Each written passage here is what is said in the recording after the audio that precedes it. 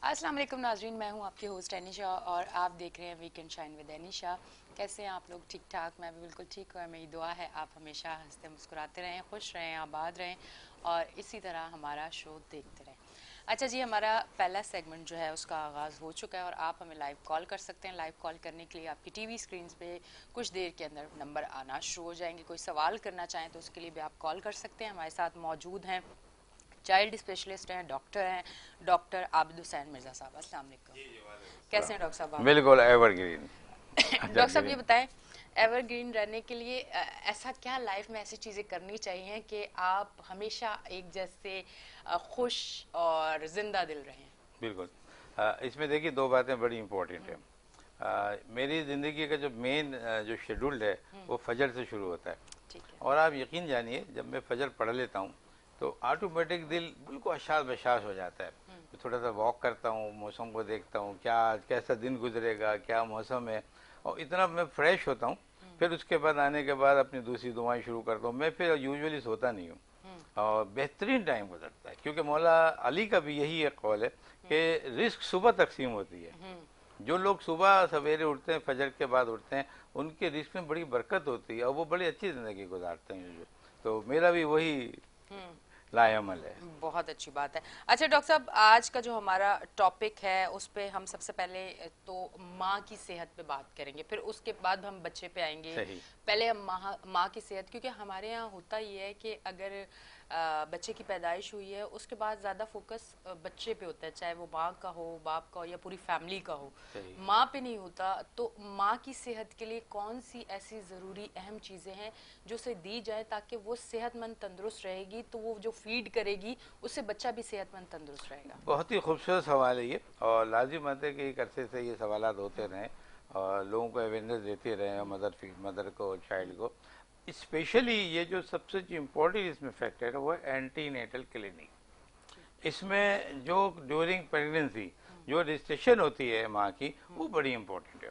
हमारे यहाँ तो सब ये होता है कि बीपी देख लिया, चेक कर लिया, छोटा मोटा देख के देख, लेकिन ऐसा मैं नहीं समझता। सबसे पहले काम यह है कि मदर को और उसके वालिद को बुला के काउंसलिंग की जाए कि आपके घर में जो नए मेहमान आने वाला है उसकी चीज़ें कुछ आपको मालूम है, आपको करना क्या होगा। उसके लिए शौहर को समझाया जाएगा, उसके सास को समझा जाएगा कि आपको ये जो औरत बैठी हुई है, जो माँ की शक्ल में बैठी है, आपको इसकी सेहत का ख्याल करना होगा। ठीक है। अगर आपको हेल्थी बेबी चाहिए तो हेल्थी बेबी के लिए हेल्थी माँ चाहिए। क्या बात है। समझे? तो ये आपको उसको बताना है। अच्छा, वैसे ज्यादातर डॉक्टर साहब मैं यहाँ आपकी थोड़ा सा बात को रोक के कहना चाहूंगी कि होता ये है कि जब प्रेगनेंसी होती है तब औरत की जो खुराक होती है वो इतनी मतलब हेल्दी नहीं होती, जिसकी वजह से वो बहुत वीक हो जाती है। फिर हम ये नहीं सोचते कि वो सिर्फ वो वीक नहीं हुई है, बच्चे पे भी तो असर पड़ रहा होगा ना। सही। देखिए, माओ का मैं बताऊंगा कि हम डिवाइड करेंगे ना, एक प्राइमरी बेस है, यानी जिसका पहला बेबी होने वाला है।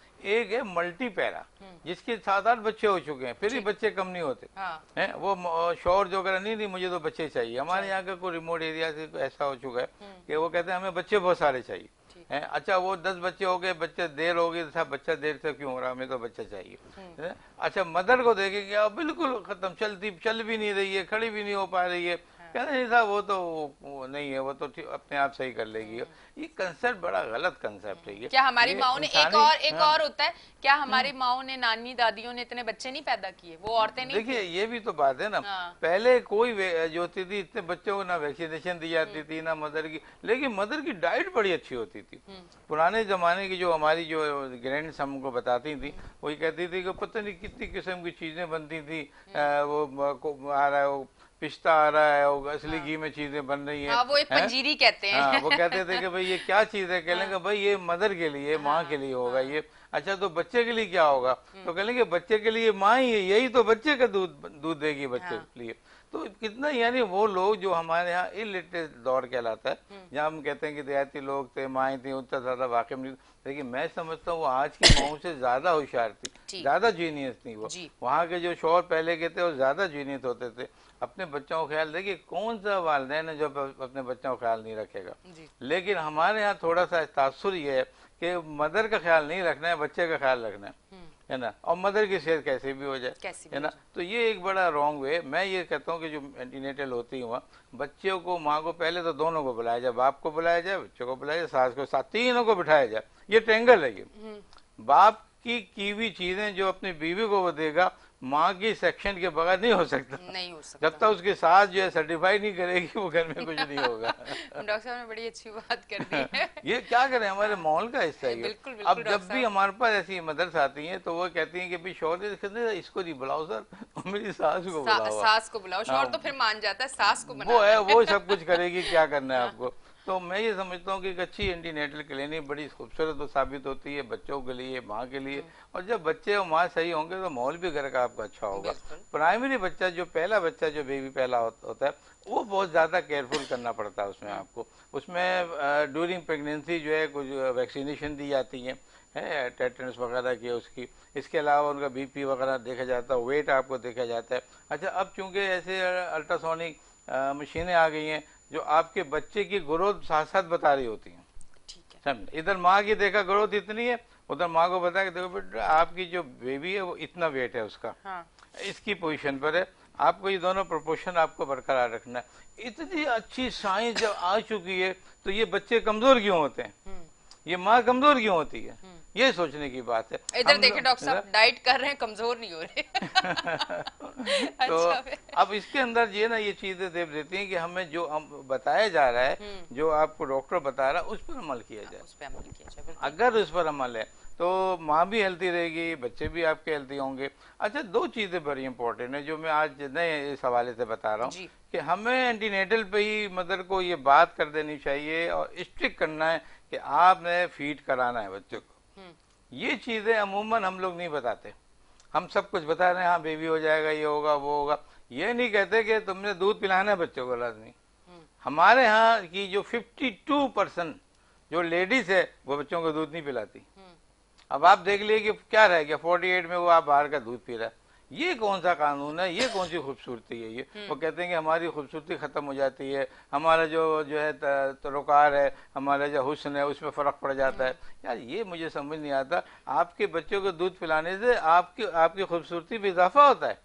अल्लाह मियाँ आपको बैलेंस चीजें देता है। अच्छा, दूसरी तरफ इसी से रिलेट एक बात मैं कर दूं कि ब्रेस्ट कैंसर है, ब्रेस्ट कैंसर हमारे यहाँ क्यों बढ़ रहा है, ये देखा जब मैंने रिसर्च की तो पता ही चला कि ये तकरीबन 27% उन मदर्स को होता है जिसमें बच्चे को दूध वो नहीं पिलाती है। क्या बात है, देखें अब देखिए ना कितना, वो उनको पता ही नहीं चला। जब कैंसर हो रहा है तो रो रही है बैठे हुए कि ये क्या हो रहा है, तुमने दूध क्यों नहीं पिलाया बच्चे को। आप देखिए कि ज्यादातर जो है इसमें ये रेशियो इनका निकलता है। पर डॉक्टर साहब अब तो आप देखें आपके पास भी ऐसे केसेस आते होंगे, अब तो माएँ दूध पिलाती ही नहीं है, फीड करवाती ही नहीं है। मैं कहता हूँ ये रेशियो बहुत बढ़ चुका है ये, और ये हमें इस पर अमल करना चाहिए। ये मैं आखिर में इसके एडवाइस करूंगा कि इसके जिम्मेदार कौन है।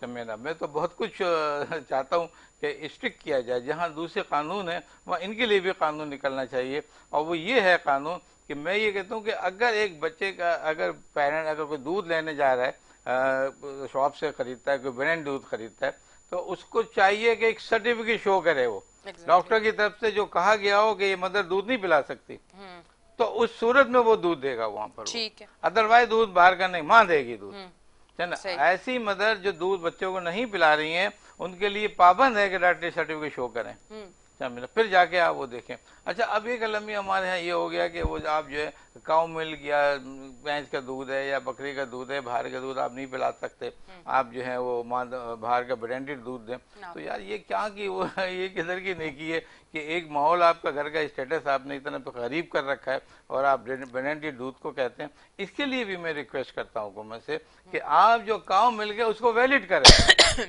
इसलिए कि वो हमारे चीजें हमारे मुल्क में सबसे ज्यादा पाया जाता है, काऊ मिल्क सबसे ज्यादा पाया जाता है। आप बाहर की चीजों को क्यों, हमारे कोई फैक्ट्री अपना दूध नहीं डेवलप करती, सब बाहर के दूध है, उनकी फैक्ट्रियां लग रही हैं, आप क्यों उसको प्रमोट कर रहे हैं। आप या तो मदर को आप पाबंद करें कि वो फीड करे वो, और या फिर आप अपने जो अवेलेबल है आपके इर्द गिर्द काऊ मिल्क के दूसरे उनको इतना वैलिड करें कि उनके दूध इतने बेहतर हों कि वही दूध हमारे आपके लिए हो। बड़े दूध पी सकते हैं, बच्चे काऊ मिल्क नहीं पी सकते। शामिल ये देखिए ना, ये WHO का ये आया है, रिकमेंडेशन आई है कि आप जो है काऊ मिल्क नहीं दें, उनमें ये प्रॉब्लम है, ये प्रॉब्लम है, ये प्रॉब्लम। भाई क्या प्रॉब्लम है, आप उनको क्लियर करें, आप हुकूमत को नोटिस भेजें, हैं कि अपने घरों के जो आपके जो मुल्क में जो चीजें अवेलेबल, जो मिल्क की जो फैसिलिटीज है उनको बेहतर करें आप उनको। तो मैं ये कहता हूँ कि वो जो दूध कहते हैं कि साहब वो केमिकल होता है, तो वो दूध जो बड़े भी तो पीते हैं ना। हाँ। बड़े लोग, बड़े बच्चे या बड़े हम और आप अगर मिल्क पियेंगे तो हम ब्रांडेड दूध तो नहीं पियेंगे, नहीं पियेंगे। हम तो काऊ मिलेंगे, तो क्या हमारे लिए वो काऊ में फायदा नहीं है? तो मुझे ये आज मैं ये मैसेज देना चाहता हूँ हुकूमत को कि तमाम काऊ मिल्क जितने भी कैटल फॉर्म है और जहाँ जहाँ दूध सप्लाई होता है उनको एक दफ़ा फिर उन पर नजरसानी की जाए और उनको देखे जाए कि किस किस्म की दवाइयाँ दे रहे हैं इन लोगों को, किस किस्म के केमिकल देने के, दूध ज़्यादा बनाने के चक्कर में कि वो आप ऐसे केमिकल दे दें जो मुजर्रिस हैं, जो लाइफ के लिए बेहतर नहीं है। तो उन पर पाबंद किया जाए, उनको पहले उनको बेहतर किया जाए, फिर नॉर्मलाइज किया जाए, फिर उनको जो है प्रमोट किया जाए। मैं समझता हूँ अगर ऐसा करने से हमारे गरीब तबका बड़ा बेहतर हो जाएगा, उनको बड़ी रिलीफ मिल जाएगा उनके साथ सब मेहनत। तो ये एक सब चीजें बेहतर है। डॉक्टर साहब वो जो आजकल नैपियां आ रही हैं जो बड़े बड़े पैसों की मिल रही है, माए सारी औरतें मुझसे आज नाराज होने वाली है डॉक्टर साहब। जो मर्द हजरात है, जो मेरे भाई मुझे देख रहे हैं, जो बेचारे सैलरी उठाते हैं और 7-8 हजार के वो पैम्पर्स वगैरह खरीद के लेके आते हैं, क्योंकि औरतों को ये हो गया है ना कि आसानी, पहले भी औरतें थी वो किस तरह से बच्चों को पाल रही थी, आपका एक हैंडसम अमाउंट तो वहां चला जाता है, फिर बाकी दूध पे चला जाता है, फिर मुश्किलात क्या होती है कि घर का खर्च नहीं पूरा हो रहा। हम तो दूसरी टॉपिक पे निकल गए डॉक्टर साहब। नहीं, ये असल में ये टॉपिक सब रिलेटेड है। हाँ। एक दूसरे से रिलेटेड है। हाँ। मैं कहता हूँ इतने पैम्पर्स लगाने की जरूरत क्या है बच्चों को? क्या आपको उसके नुकसानात का नहीं पता? हाँ। इतने रैशेस बन जाते हैं बाद बच्चों को। मदर मेरे पास आती हैं और कहती हैं कि साहब कुछ भी नहीं है, ये बच्चा इतना रोता है। जब हमने इसके पेपर चेक किए तो ओहो इतना रेडनेस है, इतने रैशेस बने हुए हैं, ये क्या हो रहा है? कहने लगा डॉक्टर साहब ये तो होता है। मैंने कहा इसे खोल दें आप, बिल्कुल हवा लगाएं, ये चीजें लगाएं। अब दूसरे दिन है, कहने लगा बच्चा तो खेल रहा है हमारा। तो मतलब पता है नहीं, एविडेंस है नहीं, आप जो है दाढ़ादार इस्तेमाल किए चले आ रहे हैं। बाप कह रहा है कि बीवी से कह रहा है मेरे पास इतने पैसे नहीं है, मेरा घर का खर्चा नहीं हो रहा है, तुम ये मंगा रही हो, लड़ाई झगड़े भी होते हैं डॉक्टर साहब इस वजह से हैं, लेकिन वो मजबूर है। हाँ। वो कहते हैं नहीं साहब पेम्पर देना। क्यों ये ट्रेंड हो रहा है? मैं समझता हूँ कि ये जो भी ट्रेंड है ये हमारे इकोनॉमिक स्टेटस के हिसाब से होना चाहिए। ये उनको प्रमोट करें जो अफोर्डेबल का है, जिन जो नॉन अफोर्डेबल उनको नहीं करें ये चीजें जो है। और हमारी मदद को भी चाहिए घर के, और जो उनके साथ हैं उनको भी ये बात करनी चाहिए कि हम जो जितनी कहते हैं जितनी चादर उतनी फैल फैलाएं आप। अगर वो चीज़ इतनी अवेलेबल हो सकती है, वो पैम्पर लगा सकती है, वो मदर फीड के अलावा आर्टिफिशियल दूध दे सकती है, तो चलो वो इसमें एक अफोर्डेबल है तो कर ले। लेकिन बात फिर वही आता है, अफोर्डेबिलिटी की यहाँ बात नहीं आ रही है, यहाँ जिम्मेदारी की। अगर आप मदर फीड रोकेंगे तो आप भी मुश्किलात में सफर होंगी। मैंने बताया ना कि कैंसर डेवलप हो जाता है, ब्रेस्ट कैंसर डेवलप हो जाता है, आपकी अपनी और कितनी बीमारी, आपकी वीकनेस हो जाएगी आपकी। इसलिए कि आपका हार्मोनल चेंजेस जो हो रही है, जो दूध बंद कर दिया आपने, उससे आपके हार्मोनल चेंजेस में फर्क पड़ जाता है, आपका साइकिल डिस्टर्ब हो जाता है। आपको क्या मालूम है ये चीजें जो है? ये भी मैं कहता हूँ कि आए और डॉक्टर आपको बताएगी ना जब, या बताएगा तो फिर आपको मालूम चलेगा कि यार ये प्रॉब्लम, इतने प्रॉब्लम है हमारे बच्चे के साथ, हम ऐसा काम क्यों करें जो हमें भी नुकसान दे रहा है, बच्चों को नुकसान दे रहा है। फिर जो है बाद में जो है समझिए कि फैमिली के लिए नुकसानदेह होगी ना। अगर मदर या बच्चों को नुकसान होता है तो पूरी फैमिली नुकसान उठाएगी। तो मैं कहता हूँ कि हमें बहुत सोच समझ के ये काम करना चाहिए। इस वक्त जो है मैसेज मेरा यही है कि मदर फीड्स पे के लिए सर्टिफिकेट इशू किया जाए और ये कहा जाए कि कोई मदर दूध अगर उसको ब्रांडेड दूध दे रही है तो उसका बाकायदा कॉज होना चाहिए, डॉक्टर सर्टिफिकेट होना चाहिए, फिर जाके आप खरीदें। आप जब आप पाबंद करेंगे तो मैं समझता हूँ कुछ 25% तो मदर फीड शुरू हो जाएगा। कहने के भाई ये इतने मसाइल से कौन पूछे, कौन डॉक्टर के पास जाए, चलो मदर फीड ही कर लो। मर्द हजरात को भी आसानी होगी, दूध का खर्चा बचेगा। सही बात है। अच्छा डॉक्टर साहब थोड़ा सा जो है प्रेगनेंसी के दौरान औरत की किस तरह की डाइट होनी चाहिए, और उसके अलावा जो एक सिस्टम है जो हमें सबको पता है मेरे हाल से, अगर मैं सबका नहीं कह रही पर ऐसा है भी कि आपको पूरे घर के काम भी करने हैं, आपने पूरी जिम्मेदारियां करनी है, फिर उसके बाद खुराक भी वैसी नहीं देते, फिर उस औरत में क्योंकि एक जान के अंदर दूसरी जान अगर बन रही है तो वो इतनी क्या स्ट्रांग होगी कि वो उसी तरह जिम्मेदारी निभाए जिस तरह हर आम लड़की निभाती है, उसी तरह घर के काम सारी चीजें। डॉक्टर साहब थोड़ा इस पे भी कहें, हो सकता है कोई माएँ हमें देख रही हूँ, बिल्कुल, तो उसके लिए भी मैं ये पूछ रही हूँ, और सिर्फ आप माओं के लिए नहीं, मेरी भी माँ थी, मेरी भी भाभी है, तो ये सब माओं के लिए मैं पूछ रही हूँ, मतलब ये नेगेटिव वे में कोई इस बात को ना लेके जाए। देखिए इसमें बड़े आप बहुत खूबसूरत बात कर रही है, घरेलू मसाइल को हल करने के लिए एक अच्छा कंसेप्ट होना जरूरी है, जरूरी है ना। जो प्रेगनेंसीज हो रही है, स्पेशली जो पहली या दूसरी प्रेगनेंसी है, उसमें आपको बहुत ही केयरफुल रहना पड़ता है। और ये इसलिए कि आपको फर्स्ट प्रेगनेंसी कुछ पता नहीं क्या होने वाला है। बाकी के जो मल्टीपेयर है उनके एक अंदाजा हो जाता है कि ये मसाइल होंगे, तो वो एक थोड़ा सा डिफरेंट हो जाती है वो चीज। लेकिन प्राइमरी में ये होता है कि फर्स्ट ट्रिमर जो ट्राइमेस्टर है आपका, शुरू के 4 मंथ जो है, उसमें बहुत ही केयरफुल होना पड़ता है। आपको चलना फिरना, घूमना, खाना पीना, इन सब में जरा ख्याल रखना पड़ता है। मतलब हैवी काम भी अगर जैसे करते हैं और उसमें लेकिन ये भी नहीं है कि बहू कमरे से बाहर ही नहीं निकल रही है, मतलब बहू बेड से पाँव ही ना नीचे उतारे, बहू में कुछ ना हो ज्यादा। मैं सारी बात पूछूंगी डॉक्टर साहब से। तो वो ये दे रही कि वो हो ही नहीं रही है, वो ना वो खाना खा रही है, उन्होंने दूध ही पीना है सारे, उन्होंने अंडे सारे खाने, फ्रूट ही खाना है। हाँ फ्रूट ही खाना है। तो यही नहीं है। और शॉर्ट चूंकि पहली प्रेगनेंसी थी, वो तो पागल हुआ था। मतलब हेल्दी डाइट का मकसद ये नहीं है कि आप पूरी टोकरी रख लें सामने, फ्रूट बास्केट रख लें कि आज सारा फ्रूट खाना है। कोई एक फ्रूट जरूर खाएं, दूध एक गिलास पी लें, सब्जियां खाएं, हफ्ते में एक बार कोई अच्छा कोई मीट ले लें, इसी तरह की हेल्दी डाइट है ना, इसे कहेंगे ना हेल्दी डाइट। सैलेड ले लें, बिल्कुल ऐसे ही। अब इसमें ये होता है कि क्योंकि आपने एंटीनेटल कराया होता है, आपको अपने वेट का पता होता है, आपको ब्लड प्रेशर रखना पड़ता है, शुगर लेवल है, कोई और कोई ऐसी बीमारी तो नहीं है, कोलेस्ट्रॉल वगैरह। जब आपकी चीजें मौजूद है, मॉनिटरिंग हुई हुई है, तो उसके हिसाब से खाना पड़ता है चीजें। अगर हमने देखा किसी को वेट कम है, तो हम ऐसी ग़िज़ा उसको बताते हैं कि भाई आप कार्बोहाइड्रेट ज्यादा लेंगे आप, यानी उसमें ये होगा कि आपका जो दूध का इस्तेमाल ज्यादा कर लें आप उसमें ना, मीठी चीजें जितनी भी होती हैं वो आप ज्यादा ले लें, तो वेट आपको बढ़ जाएगा। लेकिन इसमें आप ये बात ज़हन में कर लें कि ज्यादा लेंगी तो आपको शुगर का खतरा है। अच्छा, प्रेगनेंसी में भी शुगर होती है। अच्छा, ठीक उसको हम लोग स्ट्रेस डायबिटीज कहते हैं, है ना, स्ट्रेस डायबिटीज या स्ट्रेस हाइपोग्लाइसीमिया कहते हैं। अच्छा, ये शुगर जो होती है ये बाद में नॉर्मल हो जाती है, ठीक है ना। तो अब ये हमें सब बातों का ख्याल रखना है कि वही बात नहीं कि एक चीज खोल दी तो आप खाई चले जा रहे हैं आप, समझना। ये होगा उसने लेकर देख, नहीं भी डॉक्टर ने कहा, हर चीज आपको बैलेंस रखनी है।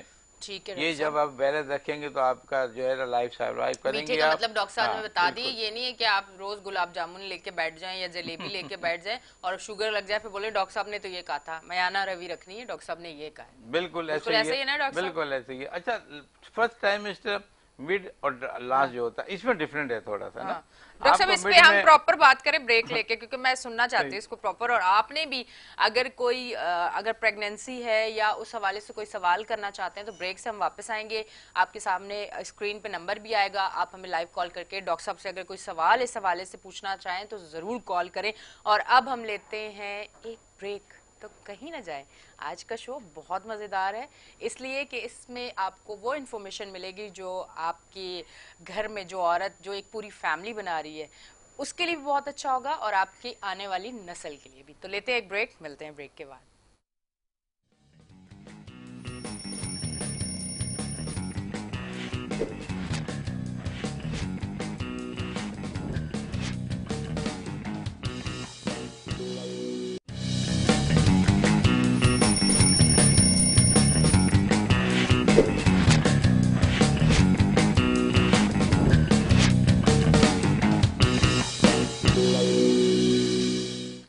वेलकम बैक जी नाज़रीन, हम ब्रेक से वापस आ चुके हैं और आप देख रहे हैं हमारा show weekend shine with Anisha. Doctor साहब, ब्रेक पे जाते वक्त जहाँ से सिलसिला रुका था अब वहीं से शुरू करते हैं। आप बता रहे थे हमें। देखिए, बच्चों की जहाँ हम हेल्थ की बात करते हैं और जहाँ मदर की बात करते हैं, ये आप बात समझ लीजिए कि दोनों लाजिम मलजूम है, दोनों नेसेसरी है, दोनों की सेहत आपको बेहतर करनी पड़ेगा। लेकिन ये तो मैंने आपको बताई कि सारी एंटीनेटल हो गई ना, मदर के हवाले से हो गया।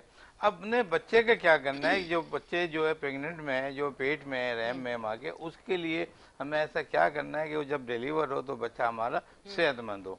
सबसे पहली चीज ये कि एंटीनेटल पे 2 चीजें होती हैं, एक मदर के अपनी चीजें असेसमेंट होता है मदर का, एक बच्चे का असेसमेंट होता है। बच्चे का असेसमेंट ये है कि उनका वजन कितना हो रहा है, उनकी पोजीशन क्या हो रही है। अच्छा, अब ये भी पता चल जाता है कि आया कि ये बच्चा नॉर्मल है या इबनॉर्मल है, ये चीजें पता चल जाती हैं। बाज़ औक़ात मैंने ये देखा कि इबनॉर्मल बच्चे जिनके बड़े सर हो गए या कोई बात हो गई तो उनको पहले पता चल जाता है, वो कहते हैं इनको अबॉर्ट करा लें, ये कर लें, वो कर लें, जो हमारे पास लोग आते हैं वो कहते हैं। लेकिन ये सब गलत है। आपका वो बच्चा जैसा भी हो, आपको अगर वो सर्वाइव कर रहा है तो दुनिया में लाना है। है ना। अब उसके लिए मेजरमेंट आपको पहले से बता दिए जाते हैं। इसी तरह तो हेल्थी बच्चे जो होते हैं, नॉर्मल बच्चे हैं, उनका बता दिया जाता है कि ये बच्चे आएंगे, आपको आने के साथ इनकी ये चीजें देनी है। ऐसी वैक्सीन बच्चों के हवाले से यूजुअली मेरे नजर में अभी तक नहीं है जो प्रेगनेंसी में लगा दी जाए बच्चों के हवाले से, तो वो बच्चे जो डिलीवर के बाद बहुत सी बीमारियों से महफूज हो जाए, ऐसा अभी तक एट नाउ नहीं है। ऐसा जरूर है कि मदर को हम सेव कर लेते हैं, समझना। अब बच्चा को क्या होता है, जैसे ही बच्चा दुनिया में आता है आपको कुछ चीजें फौरी तौर पे देनी पड़ती हैं। मिसाल के तौर पर आपको फौरी तौर पे जो है कोई ऐसी वैक्सीन लगाई जाती है, जैसे एंटी टेटनस हो गया, या जैसे आपके एंटी टेटनस जो है हम मदर को भी लगाते हैं आखिरी उम्र में, जो है प्रेगनेंट की जो स्केल है उनका ट्राइमेस्टर में, लेकिन उससे मदर भी सेफ होती है, बच्चे भी। लेकिन ये इतनी डेंजरस मर्ज है ये कि हम बच्चे को फौरी तौर पे सेव करते हैं उसको ना, तो वो रोपे लगा दिया है। बीसीजी हो गई है। अब हमने क्या किया है कि हमने थोड़ा सा पोलियो के कतरे भी पिलाना शुरू कर दिए, जबकि मैं पोलियो के सिलसिले में बताऊंगा कि पोलियो इतनी जल्दी छोटे बच्चों में नहीं होता है। ये होता है, ये स्कूल गोइंग, हाँ, तो वो हम बाद में उस पर करेंगे। तो ये वैक्सीन जैसे ही बच्चे होते हैं आप उसके फौरी तौर पर वेट कर लें, आया कि टैली करेंगे, जो हमने आखिर में जो बच्चे का एंटीनेटर पे वेट किया था वो उसी हिसाब से, उसी प्रोग्रेस के हिसाब से हम वो बच्चा मौजूद है, अब उसका वेट है, चीजें। अब हमने क्या किया कि अब आई हमने बच्चे, वो जो हमारा असल टॉपिक चल रहा था बच्चों के हवाले से, वो ये था कि अब मदर कहती है कि पहले क्यों काउंसलिंग कर चुके हैं कि तुमने दूध पिलाना है, तो ये मदर जो बच्चों को दूध पिलाएगी, अब वो ये कहती, पहली बच्ची माँ जो है, जो पहला बच्चा जिसका डिलीवर हुआ है, वो कहेगी कि भाई वो तो मेरे से दूध ही नहीं आ रहा है, क्योंकि फर्स्ट टाइम हुआ है, उसको पता ही नहीं है। वो सास उसको बताएगी कि नहीं बेटा, ये दूध जो तुमको शुरू के 3 दिन में आ रहा है तुमने पिलाना है। हमने अपने बच्चों को भी पिलाया था, हमने बाहर के दूध नहीं दिए थे। तो वो जो 3 दिन का शुरू में जो दूध है कोलेस्ट्रॉल कहलाता है, वो इंतहाई फायदेमंद है। यानी वो बच्चों को इतना इम्यूनाइज कर देता है कि आगे जाके बहुत सी वैक्सीन जो हम नहीं लगाएंगे और सिर्फ आपने पहले दिन से दूध पिलाया है बच्चों को, तो वो बच्चों को इम्यूनाइज करके अपने बच्चों को सर्वाइव कराता है, मजबूत कहलाता है, समझे ना, बच्चों में इम्यूनिटी डेवलप करता है। तो हमने कहा कि वो दूध पिलाएं, आप शुरू में 3 दिन का होता है, उसके बाद जो भी इसकी वैक्सीन है फिर हम वो लगवा देते हैं, और फिर मदर फीड होना चाहिए। ठीक है डॉक्टर साहब, अब थोड़ा सा हम बच्चों की तरफ आते हैं। सबसे पहला मैं पूरा सवाल कर लेती हूँ और फिर आपने पूरी बात बता देनी, मैं बार बार बीच पे नहीं टोकूंगी, क्योंकि टॉपिक ऐसा है, तो मेरा टॉपिक ऐसा होता है, मेरी कोशिश होती है कि फिर मैं डॉक्टर साहब की सुनूं और मैं खुद ज्यादा ना बोलूं। जरूरी अहम चीज वो है कि आप सारी चीजें सुन ले। डॉक्टर साहब, एक चीज ऐसी सुनी जाती है कि बच्चे को इतने टाइम तक पानी ना दें, ठीक है, और इतने टाइम दूध देना, उसके बाद हल्की फुल्की ग़िज़ा शुरू करनी है। और पहले होता था, मतलब नानियां दादियां ये कहती कि पहले बच्चा पैदा होता था हम घुट्टी के तौर पे शहद चटाते थे, अब डॉक्टर कहते हैं कि शहद ना चटाओ, पहले माँ का दूध पिलाओ। तो ये वाली चीजें जरा आप मुझे स्टेप बाय स्टेप बताएं कि इसमें क्या चीज ठीक है, किसको किस टाइम करना चाहिए और किसको नहीं करना चाहिए इस चीज को। देखिए, बहुत ही बुनियादी है स्केल है ये जो आप बात कर रही है, हर माँ को पता होना चाहिए, हर मदर को पता होना चाहिए, हर घराने में जहाँ बच्चे होते हैं वहाँ पता होना चाहिए। बहुत अच्छी बात है। देखिए, एक सबसे पहले एक जनरल रूल है ये, अल्लाह ताला ने माँ का जो दूध दिया इतनी कंप्लीट ग़िज़ा है ये कि मैं आपको बता नहीं सकता। यानी जिंदगी में अभी तक मैंने ऐसी रिसर्च नहीं देखी जो हूबहू ये बता दे कि ये मदर मिल्क के ये आर्टिफिशियल मिल्क के दोनों बराबर है। बराबर हो ही नहीं सकते, अभी तक रिसर्च पे रिसर्च हो रही है। तो भाई आप उनको तो मदर फीड को ले लो। तो इसका मतलब क्या हुआ कि मदर एक कंप्लीट ग़िज़ा है। कुरान में है कि बच्चों को आपको 2 साल दूध पिलाना है। पहले जमाने में यही होता था कि हमें किसी चीज की जरूरत नहीं थी, मदर फीड हो रहे, ना पानी की जरूरत है, ना हर चीज दूध में मौजूद है, और इंतहाई हेल्थी बच्चे होते थे। फिर वो बच्चे 2 साल जब हो जाता था वो ऑटोमेटिक माँ का दूध खत्म होना शुरू हो जाता है। फिर क्या होता है, वो बच्चे आगे का उसको हो ना हो, तो इससे क्या मतलब क्या हुआ कि अगर आप 2 साल तक फीड कर रहे हैं तो फिर उसके बाद बच्चे दूध खत्म हुआ, अब नेक्स्ट प्रेगनेंसी का चांस बढ़ गया है। जब तक बच्चा दूध पिलाएगा लैक्टेशन पीरियड में प्रेगनेंसी नहीं हो सकती। अच्छा, ये हार्मोनल चेंजेस की वजह से होता है। ठीक है, आपने 2 साल पिलाया बगैर किसी ऐसी मेडिसिन के जिसको आप वक्फे के तौर पर इस्तेमाल कर रही हैं कि भाई वो जल्दी बच्चा ना हो जाए, इसकी कोई जरूरत नहीं होती। आप सिर्फ दूध पिलाएं, ये वक्फा ऑटोमेटिक हो रहा है। ठीक, अब उसके बाद प्रेगनेंसी होती है तो समझ लो 3 साल का डिफरेंस हो गया। तो 3 साल का डिफरेंस फिर भी कुछ ना कुछ बेहतर है, बजाय उसके हर साल बच्चे हो रहे हो, 6 महीने, वो बेहतर है। उसमें बच्चों का फिर भी अब वो कानून हो गया ना, कानून कुदरत हो गया कि 3 साल का वक्फा आपको बच्चों में कम से कम करना है। तो ये एक तो चीज होगी। दूसरी कि देखिए बच्चे का है, अब ये हो गया इस हमारे दौर में, साइंटिफिक दौर में मसाइल बहुत है, पॉल्यूशन बाहर बहुत है, जरासीम बहुत है। हम बच्चों के ना नाखून में, आप छोटे बच्चे नाखून तक को नहीं काटते, पैम्पर तो जैसे वो आगे बच्चा खुला पड़ा, मोशन किया हुआ है, यूरिन किया हुआ है, वो बच्चा हाथ पैर मार रहा है सब जगह, आपने कोई अपने वॉश नहीं किया उसको, वो जो आपने एसिड ले लिया, उससे रिजल्ट निकला कि बच्चा जो है मुश्किलात में पड़ गया, डिहाइड्रेशन होने लगे, गैस्ट्रो हो गया बच्चे को, मोशन हो गया बच्चे को, वॉमिटिंग हो गई बच्चे को। अब क्या हुआ, अब पता लगा कि शुरू के 3 महीने के अंदर अंदर बच्चों को डायरिया हो गया। अब आपके पास आई, इंतहाई कमजोर बच्चा आ रहा है, पानी लॉस हो गया, वोमिटिंग हो रही है। आपने कहा भाई ये इतना कमजोर बच्चा, आपने ओआरएस नहीं पिलाया, पानी नहीं पिलाया, क्यों पानी क्यों पिलाए? वो तो मना है, डॉक्टर ने मना किया कि माँ का दूध पी रहा है ये तो, इसको तो कुछ भी नहीं देना। तो ये कंसेप्ट मैं क्लियर करने वाला हूँ कि अगर बच्चा नॉर्मल चल रहा है तो आपको किसी चीज की जरूरत नहीं है, कोई वीनिंग डाइट की जरूरत नहीं है, आप एज इट चलाएं चमेल। अगर बच्चा बीमार हो रहा है, कोई डेफिसिट हो रहा है, कोई कमी हो रही है, तो आपको उसकी कॉम्पनसेशन के लिए कुछ ना कुछ देना होगा। अब पानी चूंकि वॉमिट हुआ, डायरिया हुआ, इलेक्ट्रोलाइट डिस्टर्बेंस हो गया, आपको निमकोल का पानी है वो पिलाएं आप, भले वो 2 महीने का बच्चा क्यों ना हो, इवन वो 1 हफ्ते का क्यों ना हो। अगर 1 हफ्ते के बच्चे को सीधे डायरिया हो रहा है, वोमिटिंग हो रही है, आप उसको भी ओआरएस देंगे, और बात होगा इन्फ्यूजन भी देंगे आप उसे। इसमें कोई है कबाहत नहीं है कि पेरेंट कहेंगे साहब ये तो हम तो नहीं लगाएंगे, आप कुछ भी कर ले हम तो नहीं लगाएंगे, मेरे डॉक्टर ने मना किया हुआ है। तो डॉक्टरों को चाहिए कि कंसल्टेंट को चाहिए कि वो बातें वाजे करें उस पर कि देखो अगर ये चीज हो रही है तो आपने अपने बच्चों को लाजमी देनी है, अदरवाइज ये कि आपको कोई जरूरत नहीं है। अच्छा, अब चीजें क्या हुई, छोटे बच्चे जैसे शहद चखा रहे हैं, है ना। देखिए एक अंदाजे के मुताबिक, एक अंदाजा ही है ये कि मदर फीड जो होती है, मदर मिल्क जो होता है वो टेस्ट लेस होता है। अच्छा, हाँ, उसमें कोई टेस्ट नहीं होता, है ना। अब बच्चा ले रहा, अब आप ऊपर से कोई टेस्ट वाली चीज दे देती हैं, तो बच्चे ने दूध ही नहीं पीना फिर। हाँ भाई कहाँ से दूध पिएगा वो, है? फिर वो आपके पास, वो डॉक्टर के पास है, साहब ये तो दूध ही नहीं पी रहा।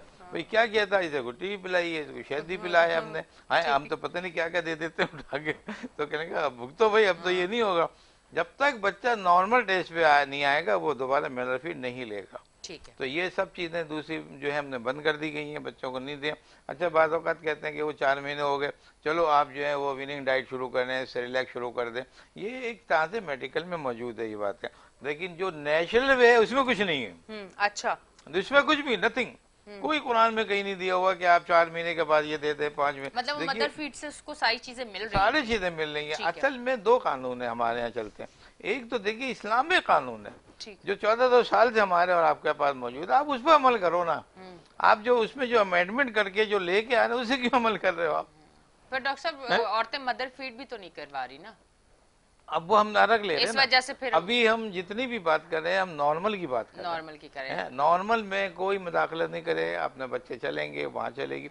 अब आ गया इब नॉर्मल, अब फर्ज कर ले माँ का दूध कम है, माँ कमजोर हो गई है, माँ के साथ कोई ऐसे प्रॉब्लम है कि वो जॉब पे जा रही है और जब वापस आती है तो वो टाइम निकल गया होता है और फिर बच्चा बीच में क्या करेगा, तो थोड़ा आर्टिफिशियल डाइट लगाई जाती है। जो बच्चे आर्टिफिशियल मिल्क में होंगे उनके लिए जो आर्टिफिशियल फार्मूला है हुकूमत की तरफ से और WHO की तरफ से वो फॉलो करना होगा आपको। और वो फॉलो ये है कि अगर आप ऊपर का दूध थोड़ा पिलाएं या मदर का फीड भी हो रहा है वो भी हो रहा है, तो ऐसे बच्चों को 4 माह की उम्र से विनिंग डाइट देनी जरूरी है। अब वो रिलैक्स होते हैं वो देते हैं, फिर 4 माह पे, 5 माह पे, 6 माह पे, वो इसी तरह आप ग्रेजुअल आप उसको आप करते हैं। इसके बावजूद उनका वेट अकॉर्डिंग टू वेट देना पड़ता है। डॉक्टर साहब हमारे पास मिनट कम है तो मैं पोलियो पे भी आ जाती हूँ ताकि उस पर भी हमारी कुछ बात हो जाए। पोलियो है क्या और ये खत्म क्यों नहीं हो रहा, ये सवाल है, इस पे आपने बात करनी, क्योंकि जब मैंने टाइम देखा तो मुझे लगा कि इसको भी मैंने पोलियो को भी नहीं छोड़ना, पोलियो पे भी बात करनी। बहुत आला बात है। देखिए ये दोनों सवाल आपके बड़े ही वैलिड और बड़े डिफरेंट है। मैं नहीं देखा कि मैं बहुत से मीडिया पे बैठा हूँ किसी ने ये किया हुआ है कि ये पोलियो क्या है, पोलियो खत्म क्यों नहीं होता। बड़े अहम बात है। देखिए पोलियो जो है एक वायरस है ये, और ये एक ऐसा वायरस है कि जो इन्फेक्शन से फैलता है। इसका अहम चीज ओरोफिकल रूट है, यानी हाथ और फीकल, जैसे बच्चे पैखाना वगैरह करते हैं तो वो अपने हाथ बार इधर उधर लगा देते हैं, या उनका मोशन पड़ा हुआ है उसमें हाथ बार लगा दिए, गंदगी से फैलता है। ओ मेरे अल्लाह, जहां गंदगी होगी वहां पोलियो फैलेगा, सफाई जगह पे हो ही नहीं सकता। अगर हम और आपकी जगह आके कोई कहे आपसे, आपके कहे कि ये पोलियो का खतरा है आपको पिलाने, तो ये सेंसलेस बात है कि यहाँ पोलियो के क्या काम है, समझे ना। वहाँ होंगी जहाँ गटर लाइनें, ड्रेनेज लाइन, सिविल लाइन और वाटर लाइन से मिल जाए। जब दो लाइनें मिलती हैं तो उसमें वहाँ फजला जो है वो मिल गया। अब वो जहाँ जहाँ जा रहा है वो समझ लो उसमें अगर पोलियो वायरस है तो वो मिल रहा है, वो मिल के सीधा आपने पिया, बच्चों ने पिया, वो सबको हो सकता है वो। लेकिन बड़ों ने, क्योंकि अपने सबने वैक्सीन लगाई हुई होती है, इम्यूनाइज होते हैं, तो बड़ों को नहीं होता ये। बड़ों को उन्हीं को होता है जो बच्चों के शुरू में जिनको एक दफा पोलियो हो जाता है, फिर वो डॉर्मेंट हो जाता है, फिर वो 15-20 साल 25 साल बाद वही डेवलप हो जाता है, उसे हम कहते हैं पोस्ट पोलियो सिंड्रोम। वो भी हो जाता है, उससे फिर इबॉर्शन होने लगते हैं, वो समझ नहीं आता उनको मदर को कि हमारा इबॉर्शन क्यों हुआ, हमको क्यों प्रॉब्लम हुए, पता लगा ये तो पहले से पोलियो उनको चल रहा था। तो ये हो गया। ये खत्म क्यों नहीं होता? खत्म होगा एक ही रास्ता, जो इस्लाम की एक जो शर्त है उसको मान लें, सफाई निस्फ ईमान है। मतलब एहतियाती तदबीर आप ये कह रहे हैं कि सफाई है, आप ये कर लें। दूसरे नंबर पे वैक्सीन, बस ये दो चीजें हैं जिससे आपका पोलियो खत्म हो जाएगा, जड़ से खत्म। एहतियात आपने ये करनी है कि सफाई रखनी है और वैक्सीन जो है वो जरूर लगवानी है, ये चीज बिल्कुल ऐसे ही होगा। डॉक्टर साहब बहुत कुछ पूछना था, मैं मजबूर हूँ टाइम की वजह से, मैं और किसी चीज से मजबूर नहीं होती, बस ये वक्त जो है ये मेरे हाथ से निकल जाता है और मजबूरी है। डॉक्टर साहब बहुत बहुत शुक्रिया, आप तशरीफ लेके आए, थैंक यू। अच्छा जी नाजरीन, आप देख रहे हैं हमारा show weekend shine with Anisha, कहीं ना जाएं, देखते रहें हमारा शो, लेते हैं एक ब्रेक, मिलते हैं ब्रेक के बाद।